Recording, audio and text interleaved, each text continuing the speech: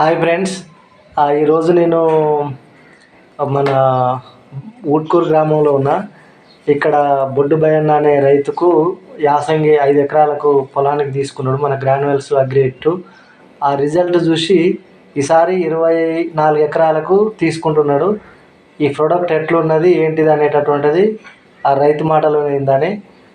Okay, మీ పేరు ఇట్లా చెప్పండి సార్. నా పేరు బొడ్డు భయన్న, గ్రామ ఊట్కూరు. పోయినసారి యాసంగి 5 ఎకరాలు తీసుకున్నాం గ్రాన్యువల్స్.